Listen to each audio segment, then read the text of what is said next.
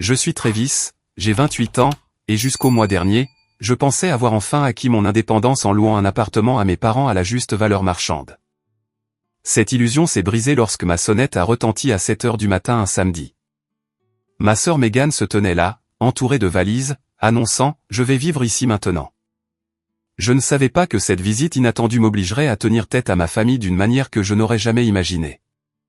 Avant de vous raconter comment j'ai tenu tête à ma famille pour la première fois de ma vie, dites-moi d'où vous regardez et appuyez sur ce bouton d'abonnement si vous avez déjà eu affaire à des membres de la famille qui se croient tout permis.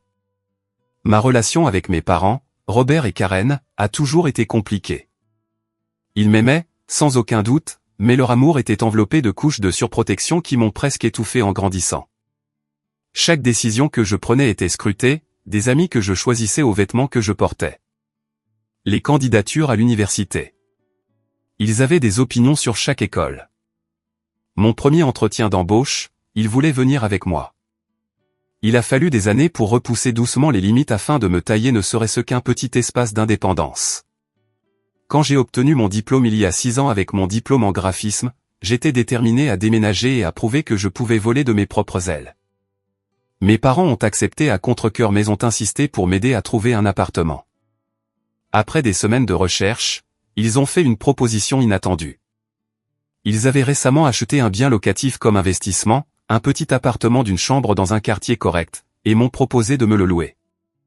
Au début, j'étais hésitant. Serait-ce juste une autre façon pour eux de me surveiller? Mais les conditions qu'ils proposaient semblaient raisonnables. Je paierais un loyer au prix du marché. Nous aurions un contrat de location juridiquement contraignant, et ils ont promis de respecter ma vie privée, comme ils le feraient pour n'importe quel locataire. L'appartement était plus proche du centre-ville où se trouvaient la plupart des agences de design, et le loyer était légèrement inférieur à celui des unités similaires. Après mûre réflexion, j'ai accepté. Pour la plupart, ils ont tenu parole. Oui, ils passaient occasionnellement avec des repas faits maison ou appelaient un peu trop souvent pour vérifier si le chauffage fonctionnait correctement pendant l'hiver, mais ils respectaient la relation formelle propriétaire-locataire que nous avions établie. Je payais mon loyer à temps. Ils s'occupaient des réparations rapidement et notre arrangement fonctionnait. Au cours des années suivantes, j'ai construit ma carrière de graphiste. Commençant dans une petite agence où j'ai appris les ficelles du métier, j'ai finalement rejoint une entreprise de marketing de taille moyenne où je dirige maintenant des projets de design pour plusieurs clients majeurs. Mes revenus ont augmenté régulièrement, et avec eux, mon sentiment de stabilité et de fierté pour ce que j'avais accompli. Pendant la même période, ma jeune sœur Megan a pris un chemin très différent. 2 ans. Ma cadette Megan a toujours été l'esprit libre de la famille. Alors que j'étais prudent et méthodique, elle était impulsive et spontanée. Ses qualités la rendaient amusante à fréquenter, mais moins fiable en ce qui concerne les décisions financières.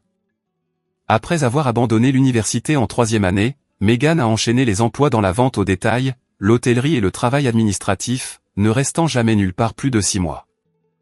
Elle vivait au jour le jour, étant fréquemment à court avant la fin du mois et se tournant vers nos parents pour obtenir de l'aide. Ils venaient toujours à la rescousse, expliquant son comportement comme une recherche d'elle-même et une exploration des options. J'ai vu ce cycle se répéter pendant des années, exprimant occasionnellement mes inquiétudes sur le fait qu'il l'encourageait, pour m'entendre dire que je ne comprenais pas son esprit créatif. J'ai essayé d'aider Megan à ma manière. Quand elle a eu besoin d'argent pour le loyer une fois, je le lui ai prêté avec un plan de remboursement clair plutôt que de simplement le donner. Elle a fait 2 petits paiements avant d'oublier le reste. Quand elle se plaignait de ne pas trouver de bons emplois, je l'ai aidé à mettre à jour son CV et lui ai envoyé des pistes de mon réseau professionnel. Elle y donnait rarement suite. Finalement, j'ai pris du recul, réalisant que mes efforts ne faisaient aucune différence si elle n'était pas prête à changer. 1 mois avant l'incident qui allait tout changer, j'ai appris de nos parents que Megan avait perdu son emploi dans un café local. Apparemment, elle avait trop d'absences injustifiées après être sortie tard avec des amis. 2 semaines plus tard, ils ont mentionné qu'elle avait des problèmes avec son propriétaire pour des retards de paiement de loyer. J'ai exprimé mon inquiétude, mais on m'a assuré qu'il l'aidait à régler les choses. J'ai supposé que cela signifiait plus d'aide financière, pas ce qui allait suivre. Mon appartement était devenu mon sanctuaire au fil des ans. Je l'avais soigneusement meublé avec des pièces qui reflétaient ma personnalité et mon esthétique design. Mon canapé d'angle gris était l'endroit où je me détendais après de longues journées de travail en regardant des documentaires sur ma télévision murale. La table à manger en chêne massif que j'avais restaurée moi-même servait à la fois d'espace repas et de surface de travail quand je ramenais des projets à la maison. Ma chambre comportait un lit plateforme queen size avec rangement intégré et un petit bureau parfait où je faisais du travail indépendant le week-end. Les murs étaient ornés d'imprimés encadrés d'artistes locaux que j'admirais, et des plantes d'intérieur prospéraient sur chaque surface disponible. Ce n'était pas luxueux, mais c'était à moi, créé grâce à des années d'économie prudente et de choix intentionnels. Mes samedis matins suivaient une routine paisible. Se réveiller naturellement vers 8 heures, préparer du café frais dans ma presse française et le déguster sur mon petit balcon donnant sur une rue bordée d'arbres. Parfois, je marchais jusqu'au marché fermier à 3 pâtés de maison. D'autres fois, je rattrapais mes lectures professionnelles ou mes projets personnels. C'était le seul jour où je m'autorisais à bouger lentement sans la pression des délais ou des réunions. Ce samedi particulier allait détruire cette routine et finalement changer ma relation avec ma famille pour toujours. La sonnette insistante à 7 heures du matin n'était que le début. Quand j'ai ouvert la porte ce samedi matin, encore les yeux embués et confus d'avoir été réveillé si tôt, la vue qui m'a accueilli n'avait aucun sens au début. Mégane se tenait là, ses cheveux blonds tirés en arrière dans une queue de cheval désordonnée, portant le sourire confiant qu'elle utilisait toujours quand elle était sur le point de demander quelque chose de déraisonnable. Derrière elle se trouvaient 3 grandes valises, 2 sacs de sport et plusieurs conteneurs de rangement en plastique empilés précairement les uns sur les autres. « Bonjour la marmotte », a-t-elle gazouillé, me poussant pour entrer dans l'appartement avant même que je puisse répondre. « Maman et papa ont dit que ça ne te dérangerait pas si je squattais ici un moment. » Ma colocataire s'est avérée être une telle psychopathe. Peux-tu croire qu'elle s'attendait réellement à ce que je paie le loyer à temps pendant une crise personnelle? Certaines personnes n'ont aucune empathie. Je suis resté figé dans l'embrasure de la porte, mon cerveau luttant pour rattraper ce qui se passait. « Mégane, de quoi parles-tu ? » Personne n'en a discuté avec moi. Elle a levé les yeux au ciel tout en traînant l'une de ses valises vers ma chambre. « Oh, je suis sûr qu'ils avaient l'intention de te le dire. De toute façon, ce n'est pas grave. Ton appartement est assez grand pour nous deux. » Je me suis mis devant elle, bloquant le couloir vers ma chambre. Non, ce n'est pas le cas. C'est un appartement d'une chambre. Où comptes-tu dormir exactement? Dans la chambre, évidemment, a-t-elle dit en riant. Tu peux prendre le canapé. Tu dis toujours à quel point il est confortable quand maman et papa visitent. L'absurdité de la situation commençait à s'installer avec un sentiment familier d'être écrasé par ma famille. Je ne cède pas ma chambre. Et plus important encore, tu ne peux pas juste débarquer et annoncer que tu emménages. Je travaille à domicile 3 jours par semaine. J'ai besoin de mon espace. L'expression de Mégane est passée de la confiance décontractée à l'innocence blessée. Une autre tactique que je l'avais vue déployer d'innombrables fois. Waouh, je ne peux pas croire que tu renverrais ta propre sœur alors qu'elle traverse une période difficile. Maman et papa l'ont déjà approuvé. Appelle-les si tu ne me crois pas. Et c'est exactement ce que j'ai fait. Avec Mégane s'installant confortablement sur mon canapé et faisant défiler son téléphone comme si l'affaire était réglée, je suis allé sur le balcon et j'ai appelé nos parents. « Oh, Travis, bonjour », a répondu ma mère joyeusement. « Est-ce que Mégane est bien arrivée ?» La confirmation décontractée a envoyé une vague de colère à travers moi que j'ai eu du mal à contenir. « Maman, pourquoi dirais-tu à Mégane qu'elle pouvait rester avec moi sans même me demander d'abord ? Chérie, c'est ta sœur et elle traverse une mauvaise passe. » Son propriétaire était complètement déraisonnable à propos du loyer en retard de quelques semaines et elle n'avait nulle part où aller. Cela n'explique pas pourquoi vous n'en avez pas discuté avec moi. Avant de lui dire qu'elle pouvait emménager, j'ai insisté. La voix de mon père a rejoint l'appel. Fils, c'est juste temporaire jusqu'à ce qu'elle se remette sur pied. La famille est de la famille. Tu as tout cet appartement pour toi tout seul. Tu peux sûrement partager un petit moment. J'ai pris une profonde inspiration en essayant de rester calme. Papa, j'ai un appartement d'une chambre. Il n'y a pas d'intimité, pas d'espace supplémentaire. Je travaille à domicile une partie de la semaine. Cela ne fonctionnera pas Travis, ma mère est intervenue avec le ton culpabilisant, je savais trop bien quand tu galérais après l'université. Nous t'avons aidé avec l'appartement. Maintenant c'est ton tour d'aider ta sœur. Vous ne m'avez pas aidé. Je l'ai corrigé. Je paie le loyer au prix du marché. Nous avons un contrat de location légal. C'est un arrangement commercial qui nous profite à tous les deux. C'est juste une formalité que mon père a écartée. À la fin de la journée, nous sommes une famille et la famille passe avant tout. Megan a besoin de soutien en ce moment. Je regarde à travers la porte vitrée coulissante ma sœur qui fouillait maintenant dans mon réfrigérateur. Combien de temps dure le temporaire? A-t-elle un plan pour trouver un nouvel emploi, un nouvel appartement? Le silence qui a suivi m'a dit tout ce que j'avais besoin de savoir. Donne-lui juste une semaine ou deux, a finalement dit ma mère. Les choses vont s'arranger. Tu verras. Après avoir mis fin à l'appel, je suis resté sur le balcon pendant plusieurs minutes, regardant la lumière du petit matin se répandre dans le quartier. Je savais par expérience qu'une confrontation directe ne ferait qu'ancrer davantage mes parents dans leur position. Pour le moment, je devrais faire un compromis. Quand je suis rentré, Megan s'était fait un sandwich en utilisant le pain artisanal et la dinde de qualité supérieure que j'avais acheté pour mes déjeuners de la semaine suivante. Alors, a-t-elle demandé la bouche pleine. Tout est cool maintenant? Tu peux rester pour le week-end? Ai-je dit fermement. Juste jusqu'à lundi. Ensuite, nous devons trouver une meilleure solution. Megan a levé les yeux au ciel. Maman et papa ont déjà dit que je pouvais rester aussi longtemps que nécessaire. Ce ne sont pas eux qui vivent ici. J'ai souligné que c'est ma maison et que je prends la décision finale sur qui reste ici. Peu importe. Elle a haussé les épaules. Tu t'habitueras à m'avoir dans les parages. Ce sera amusant comme quand nous étions enfants. Ces mots m'ont fait froid dans le dos.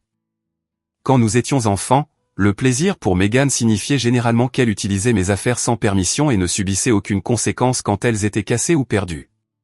En quelques heures, mes craintes ont été confirmées. Megan avait étalé ses affaires dans tout mon salon méticuleusement organisé. Son maquillage encombrait le comptoir de la salle de bain que je gardais impeccable. Elle a pris une douche de 90 minutes en utilisant toute mon eau chaude. Quand j'ai essayé de travailler sur un projet freelance dans l'après-midi, elle a mis de la musique si fort que je ne pouvais pas me concentrer. Puis a agi offensée quand je lui ai demandé d'utiliser des écouteurs.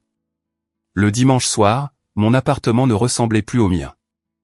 Megan avait réorganisé les coussins de mon canapé, collé des menus de plats à emporter sur mon réfrigérateur avec des aimants touristiques, et avait réussi d'une manière ou d'une autre à tacher mon tapis avec du vernis à ongles.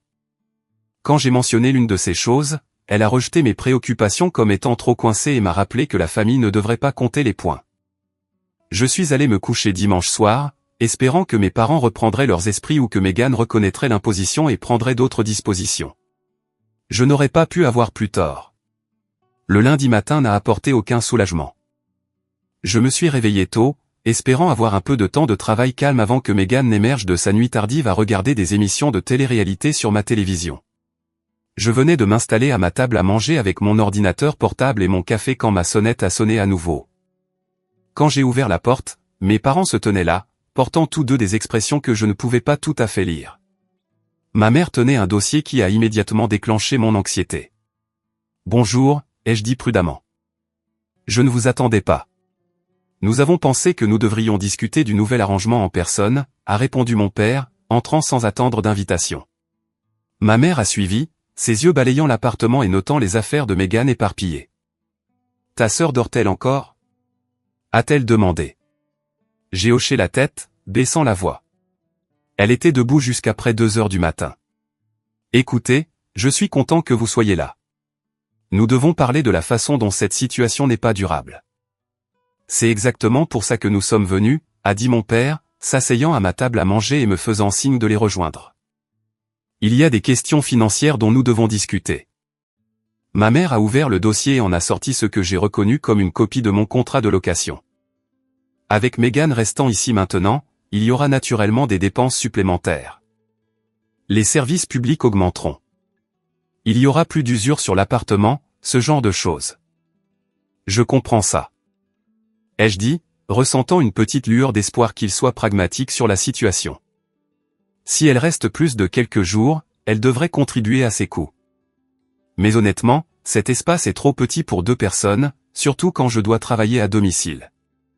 Mes parents ont échangé un regard que j'avais vu de nombreuses fois auparavant, celui qui signifiait qu'ils avaient déjà pris une décision et ne faisaient que passer par l'émotion de la discussion.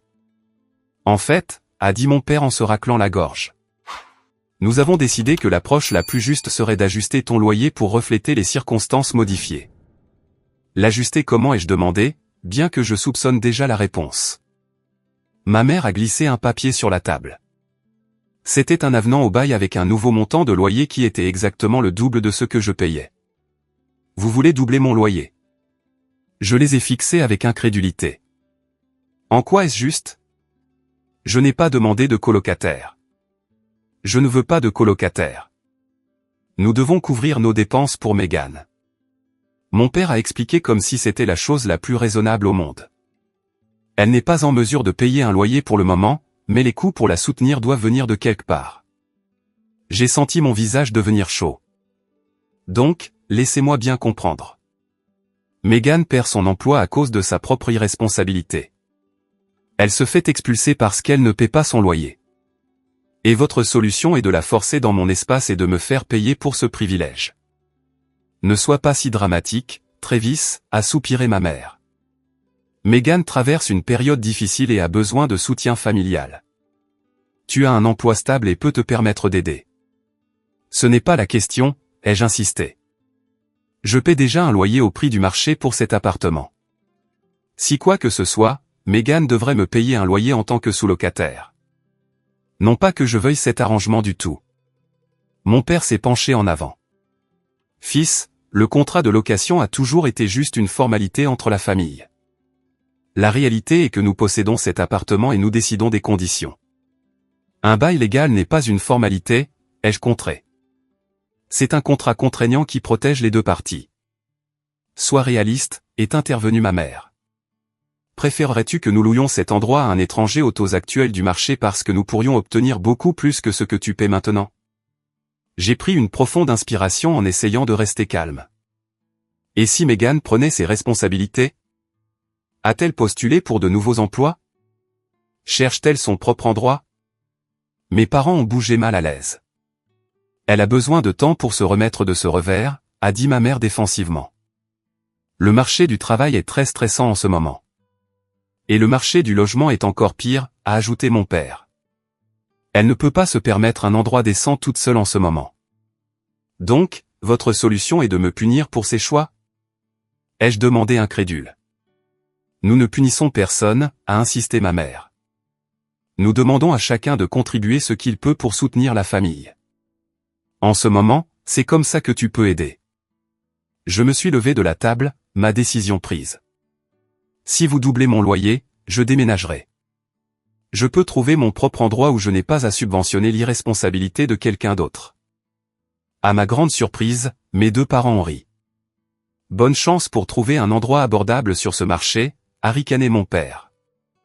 Les prix des loyers ont monté en flèche l'année dernière.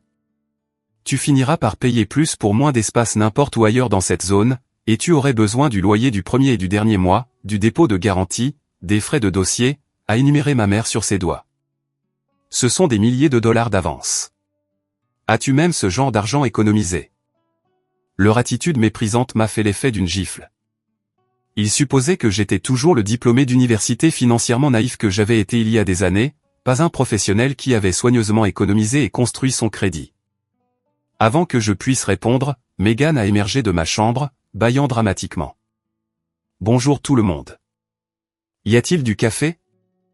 Nous étions juste en train d'expliquer le nouvel arrangement à ton frère, a dit ma mère avec une gaieté forcée. Megan a hoché la tête en se versant du café dans ma tasse préférée. À propos du truc du loyer. Ouais, c'est logique. Après tout, l'appartement est assez grand pour nous deux. J'ai regardé ma famille assise dans mon salon, prenant des décisions sur ma vie sans aucune considération pour ce que je voulais ou dont j'avais besoin. À ce moment-là, quelque chose a changé en moi. Pendant des années, j'avais essayé de maintenir l'harmonie familiale en faisant des compromis, en étant le raisonnable. Mais il n'y avait pas de raisonnement avec ce niveau de sentiment d'avoir tous les droits.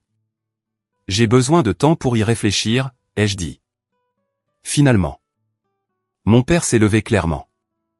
Considérant l'affaire réglée, le nouveau loyer commencera le mois prochain. Cela te donne quelques semaines pour ajuster ton budget. Alors qu'il se préparait à partir, ma mère a ajouté « Oh, et peut-être que tu pourrais faire de la place dans ton placard pour les vêtements de Meghan. Elle a une si belle garde-robe.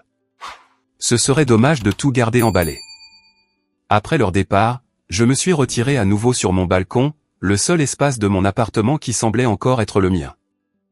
Meghan avait déjà connecté sa console de jeu à ma télévision et insulté bruyamment d'autres joueurs en ligne. J'avais un mois pour décider de mon prochain coup. Vivre avec Meghan s'est rapidement avéré pire encore que ce que j'avais prévu. Ce qui devait être un séjour temporaire d'un week-end s'était transformé en un arrangement indéfini avec la pleine bénédiction de mes parents et ma frustration complète.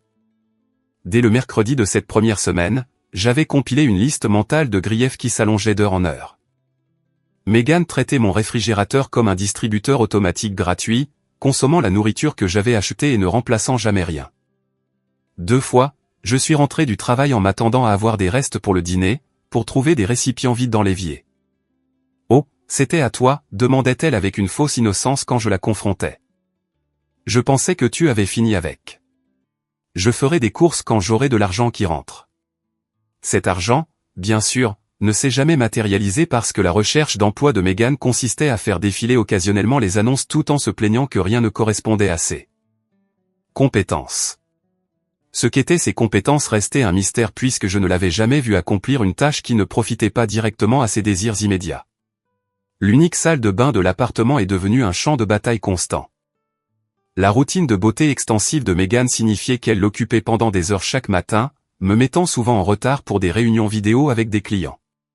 Quand j'ai essayé d'établir un horaire, elle a accepté avec enthousiasme puis l'a complètement ignoré le lendemain. Les créatifs ne peuvent pas être liés par des horaires rigides, m'a-t-elle informé quand j'ai frappé à la porte 15 minutes avant un appel client important, ayant désespérément besoin de me doucher et de m'habiller. Ma routine de soins de la peau a des exigences de timing spécifiques. Mon travail a le plus souffert de ce nouvel arrangement. En tant que graphiste, j'avais besoin d'une concentration calme pour des projets détaillés. Meghan semblait physiquement incapable de comprendre ce concept. Elle prenait des appels téléphoniques sur haut-parleur dans le salon pendant que je travaillais, mettait de la musique sans écouteurs et m'interrompait constamment avec des questions ou des observations triviales. « Travis, tu penses que je devrais redevenir blonde ? Travis, as-tu vu cette vidéo drôle ? Travis, quel filtre rend mieux pour mon post sur les réseaux sociaux ? Travis, peux-tu m'aider à rédiger un email à mon ancien patron ? » Il faut que ça ait l'air professionnel, mais aussi lui faire savoir qu'elle était totalement déraisonnable. Quand j'expliquais que j'avais une date limite et que je devais me concentrer, elle boudait dramatiquement. J'essaie juste de créer des liens avec mon grand frère. Désolé de penser que tu voudrais peut-être me parler. La situation avec mon espace de travail a atteint une masse critique au cours de ma 3e semaine de cohabitation avec l'ouragan Meghan. Comme j'avais commencé à penser à elle, j'avais une présentation vidéo importante avec un nouveau client potentiel, une chaîne de vente au détail nationale qui pourrait considérablement booster mon portefeuille et mes revenus. J'avais prévenu Meghan 3 jours à l'avance que j'aurais besoin de l'appartement calme et pour moi tout seul de 10h à midi le jeudi.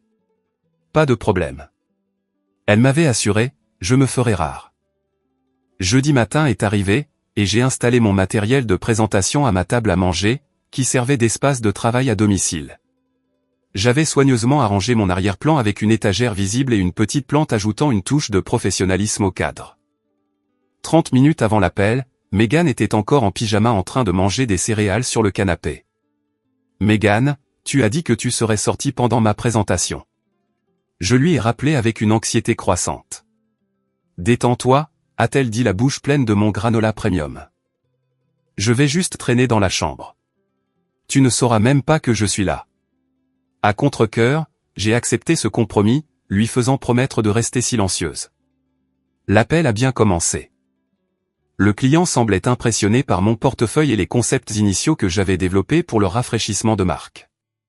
J'arrivais juste au cœur de ma présentation quand la porte de la chambre s'est ouverte violemment. Meghan est sortie en serviette, ayant apparemment décidé que c'était le moment parfait pour se doucher.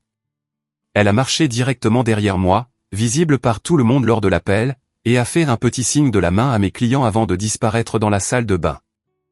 La douche a commencé à couler bruyamment en arrière-plan de ma présentation professionnelle. J'ai essayé de continuer, mortifié mais déterminé à sauver la situation. 10 minutes plus tard, alors que je répondais à des questions sur les délais de mise en œuvre, Megan a émergé à nouveau, cette fois entièrement habillée, mais se séchant les cheveux au sèche-cheveux sans fermer la porte de la salle de bain. Le bruit rendait la conversation impossible. « Je suis vraiment désolé », ai-je dit au client, sentant ma chance sur ce projet m'échapper. « Pourriez-vous me donner juste un instant ?» Je me suis mis en sourdine, me suis précipité vers la salle de bain et ai fermé la porte, lançant à Megan un regard qui aurait dû la pétrifier.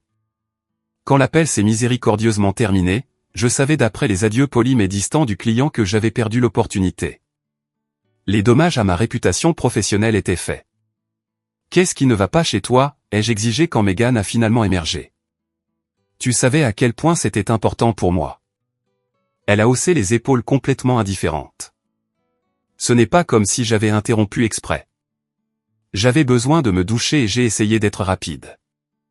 De plus, ils avaient l'air sympas. Je parie qu'ils t'embaucheront quand même. Ce soir-là, j'ai reçu un email me remerciant pour mon temps, mais m'informant qu'ils avaient décidé de choisir un autre designer. La perte de revenus de ce contrat aurait couvert 3 mois de mon loyer actuel. La goutte d'eau est arrivée ce week-end-là.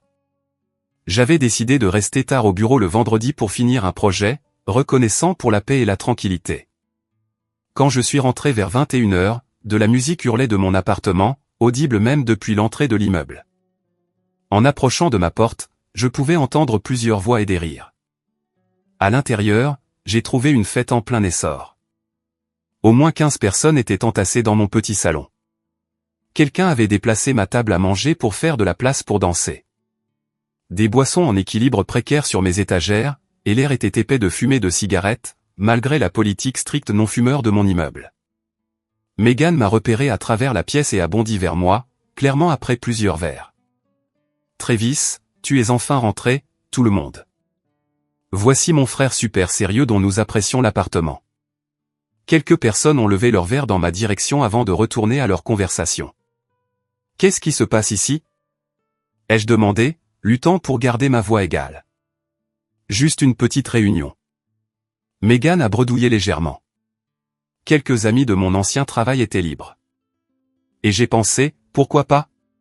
Tu n'as pas pensé à me demander. Avant d'inviter des gens chez moi, j'ai inspecté la pièce, remarquant une tache de vin rouge sur mon canapé que personne n'avait pris la peine de nettoyer. Tu dis toujours que tu devrais socialiser davantage, a-t-elle contré. Je t'aide à rencontrer de nouvelles personnes. J'ai besoin que tout le monde sorte, ai-je dit fermement. Maintenant, ne sois pas un rabat-joie, a boudé Megan. Il est à peine 23 heures. La nuit est jeune. Je m'en fiche. C'est mon appartement, et je n'ai pas autorisé cette fête. Tout le monde doit partir. L'expression de Megan s'est durcie. En fait, selon maman et papa, c'est notre appartement maintenant. Je vis ici aussi, et j'ai le droit d'avoir des amis. À ce moment-là, quelque chose en moi a craqué. J'ai marché jusqu'à la chaîne stéréo et je l'ai débranchée, plongeant la pièce dans un silence soudain. Cette fête est finie. Tous ceux qui ne vivent pas ici doivent partir immédiatement ou j'appelle la sécurité de l'immeuble. Les fêtards, sentant la tension, ont commencé à rassembler leurs affaires. Megan se tenait au centre de la pièce, le visage rouge d'alcool et de colère. « Tu es un tel connard contrôlant », a-t-elle sifflé alors que ses amis sortaient. « Pas étonnant que tu n'aies pas d'amis à toi. » Après le départ du dernier invité, j'ai inspecté les dégâts dans mon appartement. Des canettes de bière et des bouteilles d'alcool jonchaient chaque surface. Quelqu'un avait cassé l'un de mes cadres. La salle de bain était dans un état qui défiait toute description. Et mon canapé, mon magnifique canapé d'angle gris pour lequel j'avais économisé pendant des mois, portait maintenant une tache rouge inquiétante que je soupçonnais ne jamais partir complètement. « Tu dois nettoyer ça », ai-je dit à Megan. Elle a levé les yeux au ciel et s'est affalée sur le canapé taché. « Je le ferai demain. Je suis trop fatigué maintenant. »« Non, tu vas le faire maintenant. »« Ou quoi ?» a-t-elle défié, la confiance familière de quelqu'un qui n'avait jamais affronté de conséquences revenant dans sa voix. « Tu vas le dire à maman et papa, vas-y. Ils pensent déjà que tu es égoïste à propos de tout cet arrangement. » À ce moment-là, en regardant ma sœur se prélasser sur mes meubles ruinés dans mon espace violet, j'ai pris ma décision. Ma famille m'avait poussé trop loin et il était temps de riposter. Le lendemain matin de la fête désastreuse de Megan, j'ai quitté l'appartement tôt, la laissant dormir au milieu du désordre qu'elle avait créé. J'avais besoin d'espace pour penser clairement, loin du rappel constant du mépris de ma famille pour mes limites. Je me suis retrouvé dans un café local où Jason, l'un de mes amis les plus proches de l'université, qui était devenu avocat en immobilier, a accepté de me rencontrer à la dernière minute. Donc, laisse-moi bien comprendre, a dit Jason, après que j'ai expliqué la situation. Tes parents ont doublé ton loyer pour subventionner ta sœur sans emploi, qu'ils ont forcé dans ton appartement d'une chambre sans ton consentement, et maintenant elle organise des fêtes qui endommagent ta propriété et potentiellement ta réputation professionnelle. Ça résume assez bien la chose. J'ai confirmé, le ridicule de la situation me frappant à nouveau en l'entendant décrite par quelqu'un en dehors de la dynamique familiale. Jason a secoué la tête. Et que dit exactement ton bail sur la sous-location ou les occupants supplémentaires? J'ai sorti ma copie du contrat de location et l'ai poussé sur la table. La section 8 interdit spécifiquement la sous-location ou les occupants supplémentaires sans consentement écrit des deux parties. Mes parents l'ont rédigé eux-mêmes quand j'ai emménagé. Il a examiné le document attentivement. C'est en fait un bail assez solide. Ironiquement, tes parents se sont protégés avec toutes les clauses standards qui te protègent maintenant aussi. Ils ne peuvent légalement pas te forcer à accepter un occupant supplémentaire, ni doubler ton loyer sans préavis approprié comme spécifié dans la section 12 ici. Mais ils possèdent l'appartement, ai-je souligné. Ils peuvent choisir de ne pas renouveler mon bail quand il expirera dans 3 mois. Vrai, a convenu Jason. Mais cela te donne encore 3 mois de protection légale à ton taux de loyer actuel. Plus qu'assez de temps pour trouver un logement alternatif si c'est ce que tu décides de faire. Et mes meubles et mes affaires? Ai-je demandé. La plupart des meubles de l'appartement sont à moi, achetés avec mon propre argent. Les appareils électroménagers et quelques pièces de base étaient fournis avec l'appartement, mais tout le reste est à moi. Jason a hoché la tête pensivement. Tant que tu peux prouver la propriété, ces articles sont légalement à toi pour les emporter avec toi. Je recommanderais de tout documenter avec des photographies et des reçus si tu les as. Pendant l'heure suivante, Jason a esquissé mes options et m'a aidé à comprendre ma position légale. Au moment où nous nous sommes séparés, j'avais un plan clair qui se formait dans mon esprit. La semaine suivante a été consacrée à une préparation minutieuse. Pendant la journée, je faisais mon travail comme d'habitude et faisais semblant d'accepter le nouvel arrangement de vie. La nuit, après que Megan se soit endormie ou soit sortie avec des amis, je commençais mes préparatifs méthodiques. D'abord, j'ai documenté l'état de l'appartement, prenant des photos détaillées de chaque pièce, et notant tout dommage survenu depuis l'arrivée de Megan. J'ai créé un inventaire complet de mes biens, complet avec des photographies et si possible des reçus ou des relevés de cartes de crédit prouvant l'achat. Ensuite, j'ai recherché des options de location dans la région. Malgré les affirmations de mes parents sur le marché du logement impossible, j'ai découvert plusieurs options viables dans mon budget. L'une en particulier a attiré mon attention. Un appartement moderne d'une chambre dans un immeuble récemment rénové, un peu plus loin du centre-ville, mais offrant de meilleurs équipements que mon endroit actuel. Le loyer n'était que marginalement plus élevé que ce que je payais actuellement et nettement moins que le montant doublé que mes parents exigeaient. À la fin de la semaine, j'avais soumis une demande, passé la vérification des antécédents et signé un bail pour le nouvel appartement, utilisant une partie de mon fonds d'urgence soigneusement économisé pour couvrir le dépôt de garantie et le loyer du premier mois. La pièce finale de mon plan nécessitait le timing le plus précis. J'ai attendu un jour où je savais que toute ma famille serait occupée. Mes parents avaient mentionné assister à un événement caritatif d'une journée, et Megan avait été invitée à la fête d'anniversaire d'une ancienne collègue qui la retiendrait de midi jusqu'à tard le soir.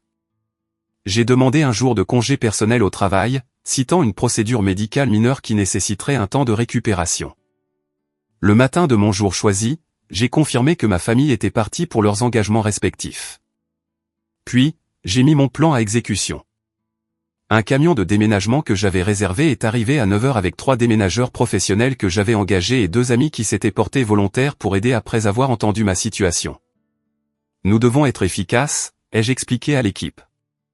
J'ai créé un plan d'étage de l'endroit où tout se trouve et de ce qui doit être déplacé. J'ai remis à chacun d'eux une liste d'inventaire détaillée avec des photographies jointes.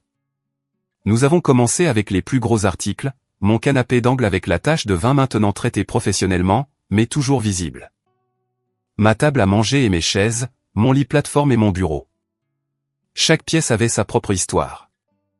Le canapé représentait mon premier achat de meubles majeur acheté après avoir reçu une prime de performance au travail. La table à manger que j'avais trouvée dans un marché aux puces et passé des semaines à restaurer à la main. Le bureau avait été un cadeau à moi-même quand j'ai décroché mon emploi actuel. Alors que chaque pièce était soigneusement emballée et chargée dans le camion, j'ai ressenti un mélange de tristesse et de libération. Ces possessions représentaient des années d'indépendance et de réussite, et maintenant elles m'aidaient à revendiquer un niveau d'autonomie encore plus profond face aux manipulations de ma famille. Nous sommes passés aux articles plus petits. Ma télévision et mon électronique, ustensiles de cuisine, livres et effets personnels. Ma collection de livres de design et de fournitures artistiques. Les bols en céramique faits à la main que j'avais achetés à un artiste local. Les imprimés en édition limitée qui avaient été accrochés à mes murs, les plantes que j'avais nourries pendant des années. À 15 heures, l'appartement était transformé. Tout ce qui restait étaient les appareils électroménagers de base qui étaient venus avec l'unité, le canapé lit bon marché dans le salon que mes parents avaient fourni pour les invités, et l'ensemble de salles à manger génériques avec lequel ils avaient initialement meublé la cuisine. Les murs étaient nus d'art, les surfaces débarrassées de mes biens. Il ressemblait étrangement à ce qu'il était le jour où j'ai emménagé 6 ans plus tôt, bien que maintenant avec l'usure ajoutée de l'habitation. J'ai effectué une dernière visite, m'assurant que je n'avais rien oublié d'important. Dans la chambre, j'ai laissé les stores standards, mais j'ai pris les rideaux occultants que j'avais installés. Dans la salle de bain, j'ai laissé le rideau de douche, mais j'ai emballé mes bonnes serviettes et tous les articles de soins personnels. Dans la cuisine, j'ai laissé le micro-ondes qui était venu avec l'appartement, mais j'ai pris la presse française, le moulin à café et les couteaux de qualité dans lesquels j'avais investi au fil des ans. Le dernier article que j'ai emballé était une petite plante succulente en pot qui avait été un cadeau de pendaison de crémaillère d'un collègue quand j'ai emménagé pour la première fois. Elle avait survécu à mes débuts maladroits en jardinage et prospéré sous des soins de plus en plus avertis, produisant finalement de minuscules rejetons que j'avais replantés. À bien des égards, elle représentait ma propre croissance au fil des ans dans cet espace. Avec le camion de déménagement chargé et en route vers mon nouvel appartement, je me suis assis à la table à manger maintenant vide et j'ai écrit une lettre à ma famille. J'ai expliqué ma décision clairement et sans émotion, j'ai souligné la base légale de mes actions et exprimé l'espoir qu'une fois la colère initiale passée, nous pourrions reconstruire notre relation sur des termes plus respectueux. J'ai placé ma copie des clés de l'appartement sur la lettre, j'ai jeté un dernier coup d'œil à l'espace dépouillé et j'ai fermé la porte derrière moi. En conduisant vers mon nouvel appartement pour retrouver le camion de déménagement, j'ai senti un poids se lever de mes épaules. Pour peut-être la première fois de ma vie d'adulte, j'avais fixé une limite avec ma famille et tenu bon malgré la manipulation émotionnelle qu'ils avaient déployée. Quoi qu'il arrive ensuite, je savais que j'avais fait un pas crucial vers une véritable indépendance. La première indication de la réaction de ma famille est arrivée moins de 2 heures après que je me sois installé dans mon nouvel appartement. Mon téléphone a explosé de notifications. 12 appels manqués de ma mère, 8 de mon père, et un flux de SMS de plus en plus furieux de Megan. « Comment as-tu pu faire ça ?» Lisez le premier message de Megan, suivi de « Je suis rentré à la maison pour ne rien trouver », et ensuite « Maman et papa pètent les plombs ». J'avais anticipé cette réaction et avais déjà décidé de maintenir un contact minimal pendant les retombées émotionnelles initiales. J'ai envoyé un SMS bref à mes parents. J'ai reçu vos messages. J'ai laissé une lettre expliquant ma décision. Je suis en sécurité et je vous contacterai quand tout le monde aura eu le temps de traiter ce changement. Ensuite, j'ai mis mon téléphone en silencieux et j'ai continué à déballer mes affaires dans mon nouvel espace, arrangeant les meubles et accrochant des œuvres d'art dans une disposition qui semblait à la fois familière et rafraîchissante. Mon nouvel appartement avait de grandes fenêtres qui remplissaient les pièces de lumière naturelle, une caractéristique qui manquait à mon ancien logement. La cuisine était plus petite, mais plus efficacement conçue, et la salle de bain avait été récemment mise à jour avec des équipements modernes. Plus important encore, c'était à moi seul, un sanctuaire où personne ne pouvait imposer sa volonté sans mon consentement. Le lendemain matin, je me suis réveillé pour constater que le bombardement numérique s'était intensifié pendant la nuit. Megan avait posté une série de stories sur ses comptes de réseaux sociaux, me peignant comme le méchant qui avait abandonné sa pauvre sœur en difficulté sans avertissement. Mon propre frère m'a laissé avec rien d'autre qu'un appartement vide, a-t-elle écrit, accompagné de photos des pièces nues qui omettaient commodément les meubles de base que j'avais laissés derrière. Mes parents étaient passés des appels et SMS aux emails, leur message oscillant entre des supplications culpabilisantes. Comment as-tu pu faire ça à ta sœur? Elle est dévastée et n'a nulle part où dormir et des menaces à peine voilées. Ton bail stipule clairement que le retrait des installations sans permission entraîne la perte de ton dépôt de garantie. J'ai répondu par un seul email factuel. Tous les articles retirés étaient ma propriété personnelle achetée avec mes propres fonds. L'appartement conserve toutes les installations et tous les meubles qui étaient présents lorsque j'ai signé le bail. J'ai une documentation et des photographies détaillées pour vérifier cela ainsi que des témoins du processus de déménagement. Je suis prêt à discuter de cette question plus avant une fois que tout le monde sera prêt à avoir une conversation calme et respectueuse. Le ton professionnel a semblé leur donner une pause, du moins temporairement. Mais le répit fut de courte durée.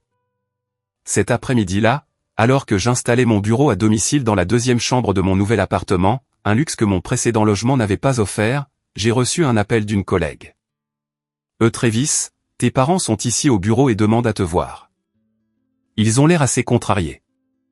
La sécurité leur parle, mais j'ai pensé que tu devrais le savoir.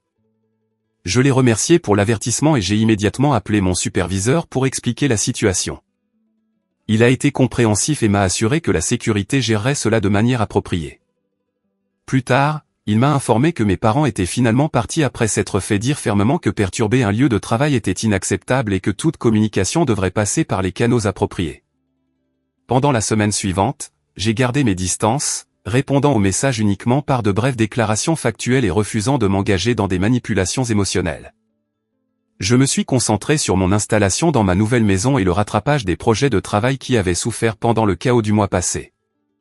La campagne sur les réseaux sociaux de Meghan a continué, cependant, avec un engagement décroissant à mesure que ses amis se lassaient du drame.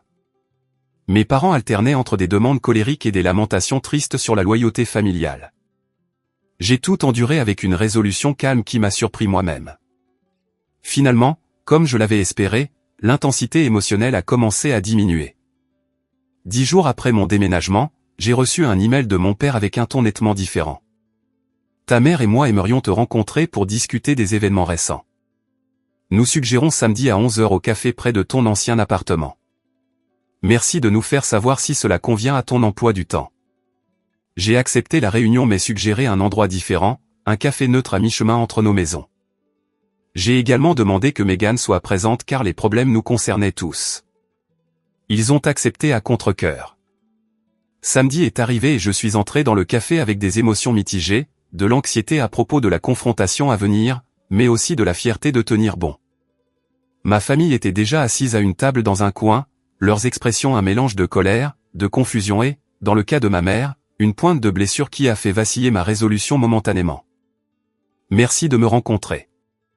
J'ai commencé en prenant la chaise vide en face d'eux. Je sais que les 2 dernières semaines ont été difficiles pour tout le monde. Mon père est allé droit au but. Nous voulons récupérer nos meubles. Tu n'avais aucun droit de les prendre. En fait, j'avais tous les droits, ai-je répondu calmement. Tout ce que j'ai retiré a été acheté avec mon propre argent après mon emménagement. J'ai des reçus, des relevés de cartes de crédit et des photographies documentant tout cela. Cet appartement était entièrement meublé quand tu as emménagé, a insisté ma mère, bien qu'avec moins de certitude. Il avait des meubles de base, je l'ai corrigé. Un canapé-lit, un petit ensemble de salle à manger, des appareils électroménagers et un cadre de lit avec matelas. Tous ces articles sont restés quand je suis parti. Mais tu savais que Meghan avait besoin de ces choses, s'est exclamée ma mère. Comment est-elle censée vivre là maintenant? De la même manière que je l'ai fait quand j'ai emménagé pour la première fois, ai-je souligné, avec les meubles de base fournis complétés par des articles qu'elle achète elle-même. Meghan, qui avait été inhabituellement silencieuse, a finalement pris la parole. Tu aurais au moins pu me laisser la télévision et cette machine à café chic et quelques plats. Je n'ai rien. J'ai laissé les plats qui étaient venus avec l'appartement, ai-je dit, et le micro-ondes. La télévision et la machine à café étaient à moi. Achetées avec mon argent. C'est ridicule, a fulminé mon père. La famille ne se chicane pas pour des sous comme ça. J'ai pris une profonde inspiration. Je suis d'accord que la famille ne devrait pas se chicaner pour des sous, c'est pourquoi j'ai été surpris quand vous avez doublé mon loyer pour subventionner les frais de subsistance de Meghan plutôt que de l'encourager à trouver un emploi et à contribuer elle-même. Nous essayions de l'aider à traverser une période difficile. Ma mère a défendu, en faisant ma responsabilité financière sans même en discuter avec moi d'abord. Mon père s'est penché en avant. Écoute, peut-être que nous aurions dû gérer ça différemment. Mais ce que tu as fait était complètement disproportionné.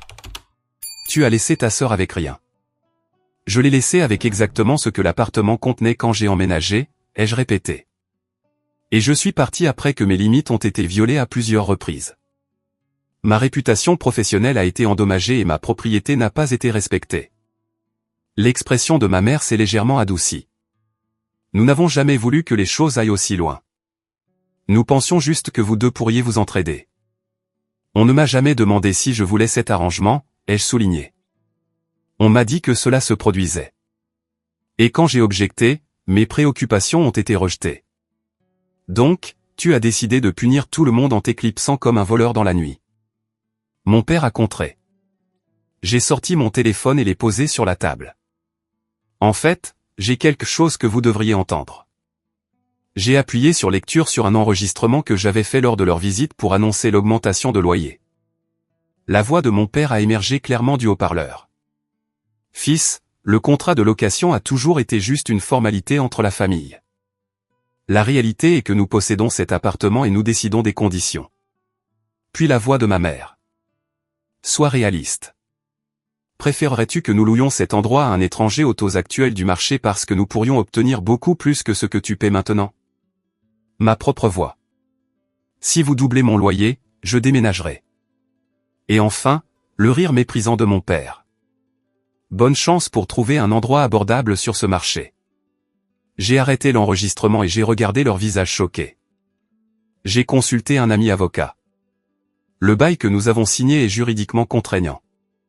Vous ne pouvez pas doubler mon loyer sans préavis approprié comme spécifié dans l'accord, et vous ne pouvez pas me forcer à accepter un occupant supplémentaire.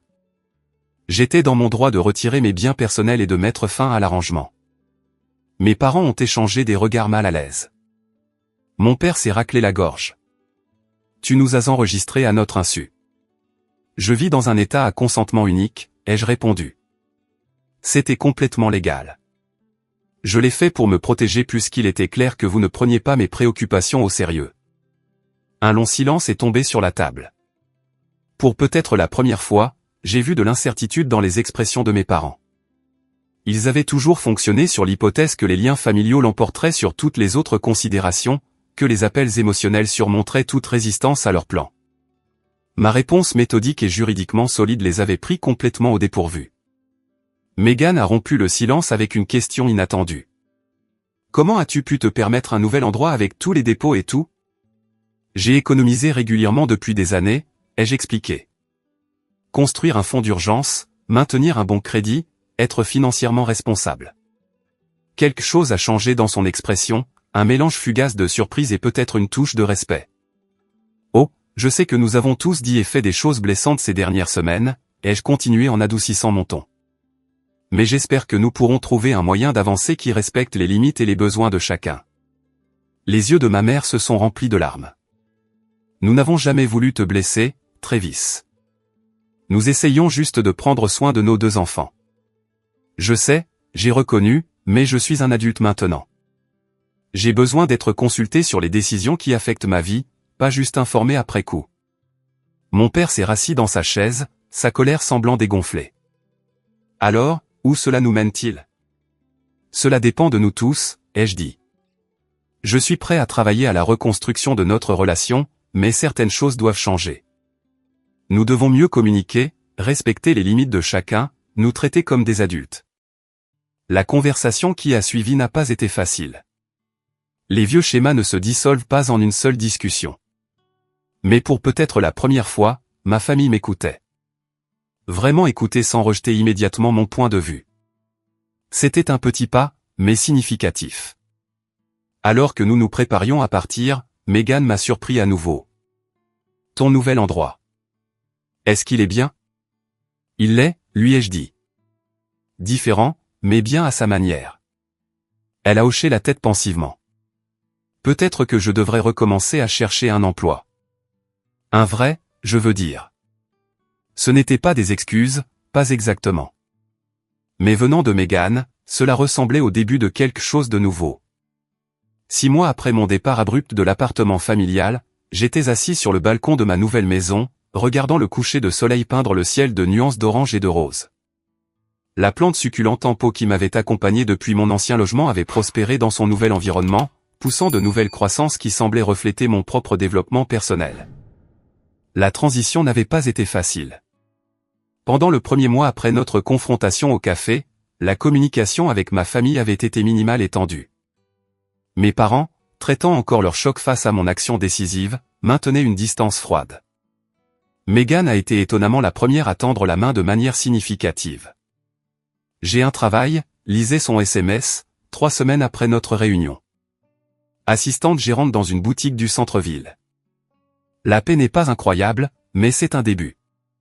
Je l'ai félicitée sincèrement, et nous avons commencé un échange prudent de messages qui a progressivement augmenté en fréquence et en chaleur. Elle a demandé des conseils pour établir un budget, quelque chose que je n'aurais jamais attendu de ma sœur impulsive. J'ai partagé les modèles de gestion financière que j'avais développés pour moi-même au fil des ans, soigneusement ajustés à son niveau de revenu et à ses objectifs. Mes parents ont mis plus de temps à revenir. Le tournant est venu quand mon père m'a appelé un soir, sa voix inhabituellement hésitante. « Ta mère et moi avons parlé », a-t-il commencé, de ce qui s'est passé, de la façon dont nous avons géré les choses avec toi et Megan. J'ai attendu, lui laissant l'espace pour continuer à son propre rythme. Nous avons peut-être. Eh bien, nous t'avons traité différemment. Attendu plus de toi parce que tu semblais plus capable. Ce n'était pas juste et nous le voyons maintenant. Ce n'était pas exactement des excuses, mais venant de mon père fier, c'était une reconnaissance significative. Merci de dire ça, ai-je répondu. Cela signifie beaucoup de t'entendre le reconnaître. La conversation qui a suivi a été l'une des plus honnêtes que nous ayons jamais partagées. Mon père a admis qu'ils avaient favorisé l'irresponsabilité de Megan par peur qu'elle n'échoue sans leur intervention. Ce faisant, il m'avait accablé d'attentes injustes tout en sapant simultanément mon indépendance. Nous pensions aider chacun de vous de différentes manières, a-t-il expliqué. Mais nous pouvons voir maintenant que nous n'aidions aucun de vous à devenir des adultes vraiment indépendants. Au cours des mois suivants, notre dynamique familiale a commencé une transformation lente mais significative. Ma mère m'a invité à dîner chez eux, mettant un point d'honneur à demander à l'avance plutôt que de supposer ma disponibilité.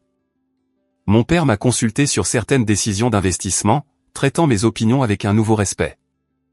De petits pas, mais significatifs. Megan, à la surprise de tous, s'est épanouie avec ses nouvelles responsabilités. Le travail en boutique convenait à sa nature sociale et à son œil pour le style, et l'environnement structuré fournissait la responsabilité qui lui avait manqué auparavant. Elle a emménagé dans l'appartement familial, payant maintenant officiellement un loyer directement à nos parents à un taux raisonnable qui augmentait progressivement à mesure que ses revenus se stabilisaient. J'ai en fait nettoyé l'endroit ce week-end, m'a-t-elle dit lors d'un de nos appels téléphoniques désormais réguliers, genre vraiment nettoyé. J'ai même acheté des plantes. Est-ce que c'est ça être adulte? J'ai ri.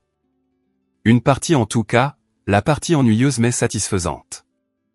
4 mois après mon déménagement, j'ai invité ma famille à dîner dans mon nouvel appartement.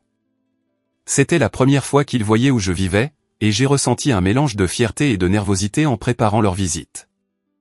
J'avais disposé mes meubles de manière réfléchie dans l'espace, créant un environnement qui reflétait ma personnalité tout en restant accueillant pour les invités.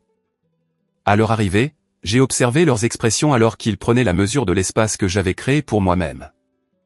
Ma mère a noté la cuisine bien équipée. Mon père a commenté l'agencement pratique de mon bureau à domicile, et Megan a immédiatement été attirée par les œuvres d'art sur mes murs. « Cet endroit te va bien », a-t-elle dit simplement. Et j'ai ressenti une chaleur de reconnaissance qui avait souvent manqué dans notre relation. Le dîner n'était pas parfait. De vieux schémas faisaient parfois surface dans les conversations, mais nous faisions tous des efforts conscients pour communiquer différemment. Quand ma mère a commencé à offrir des conseils non sollicités sur mon cheminement de carrière, elle s'est reprise au milieu de la phrase et l'a reformulée sous forme de question à la place. Quand mon père a commencé à faire la leçon à Megan sur ses habitudes de dépenses, il s'est arrêté et a reconnu qu'elle prenait ses propres décisions. Maintenant, alors qu'il se préparait à partir ce soir-là, ma mère m'a serré fort dans ses bras. « Je suis fière de toi », a-t-elle chuchoté. « Pas seulement pour ton succès, mais pour t'être défendu, même quand c'était dur pour nous à entendre. Maintenant, 6 mois dans ma nouvelle indépendance, j'ai réfléchi aux changements profonds qui s'étaient produits, pas seulement dans ma situation de vie, mais dans mes relations. La position que j'avais prise, bien que difficile et parfois douloureuse, avait finalement créé un espace de croissance de tous les côtés. Ma relation avec ma famille avait évolué d'une conformité attendue à un respect mutuel. Mes parents, bien que retombant encore occasionnellement dans de vieilles habitudes, avaient commencé à voir leurs 2 enfants comme des adultes avec des besoins et des limites distincts. Megan avait découvert des capacités en elle-même qui auraient pu rester dormantes si nous avions tous continué dans nos schémas établis. Quant à moi, j'avais appris que fixer des limites fermes n'était pas égoïste, mais nécessaire pour des relations saines. Que l'amour familial pouvait résister aux conflits et même en sortir plus fort.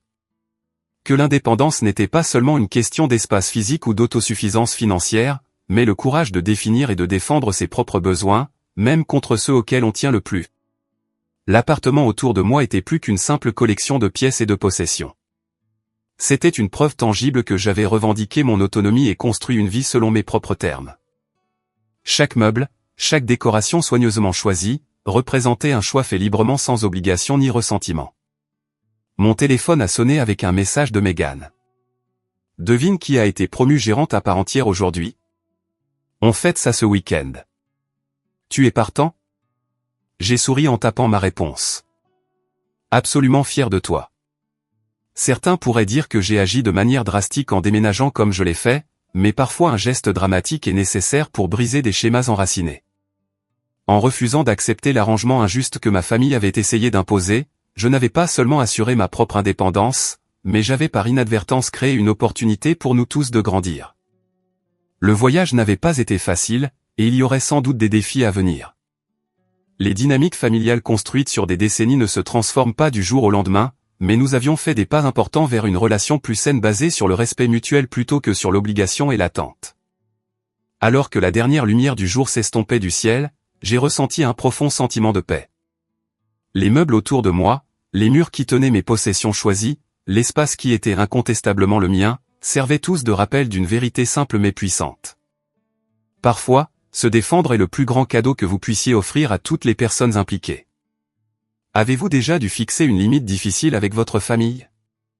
Comment avez-vous géré cela? Et cela a-t-il changé votre relation à long terme? Faites-le moi savoir dans les commentaires ci-dessous. Si cette histoire a résonné en vous, appuyez sur le bouton j'aime et abonnez-vous pour entendre plus d'histoires sur la navigation dans les dynamiques familiales compliquées.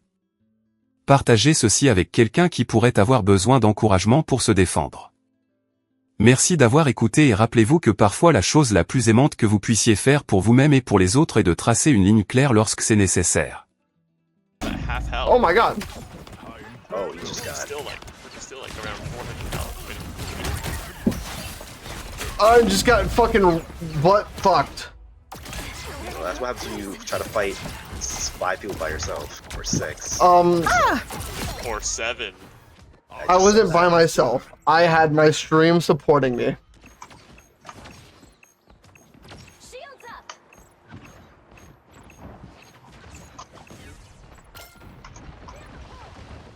Go in there, kill him. I'm trying.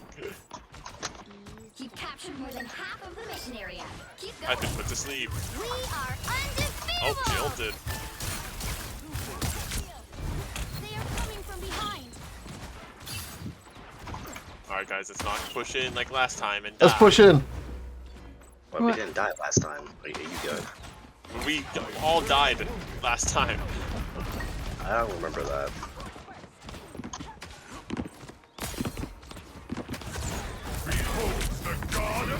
No, the fucking shit blocked me.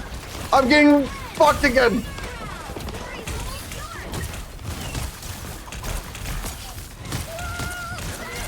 Okay. I am ready to put on a show. Oh, Retreat. Oh my god. that's good. Retreat. I just keep on getting sniped. Oh my god. Your ults are gone.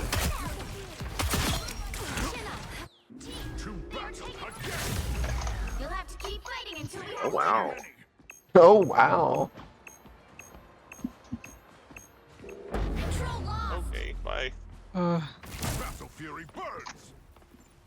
Hit him Wait for me!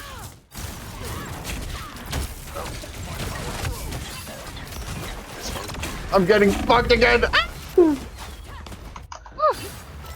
How? Oh, you guys are not having a good time. We got this. We just need to take the point from them one more time. One more time. Yeah, see, there's literally a song about There's another round, you know. If we win. And we win this one and then win the next one. Surely. On the next day. And the next day. And the next day. I hate you. I'm dead. Anyone willing to help? Okay, I'm sorry. I'm sorry! The lightning of Oh, wow. Their team's capture progress has passed the halfway point. I'll wait for you guys. I need a bit more power. Charge. Maybe you need to do like a less charging. You know what? Maybe you should suck my butthole. How do you do that? Huh? Are undefeatable! How do you suck a butthole? Get a straw and start sucking. Oh, okay. You know what? I didn't think about that. Stupid. I am ready to roll the show! Ooh, they didn't save the teammate. Loser. Get them alive! Oh! She's obese! OP! She's obese! She's so fat. Keep fighting until we have a winner. Yes. For now, anyway. I missed a sleep. To return this golden.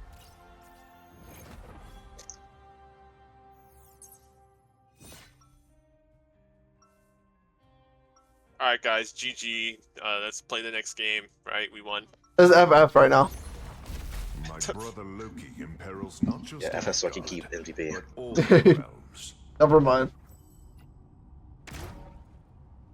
Tommy acts like he's actually gonna lose MVP to one of us right now. Well, I'm about to get it right now. I might lose it to Toxic. Get ready.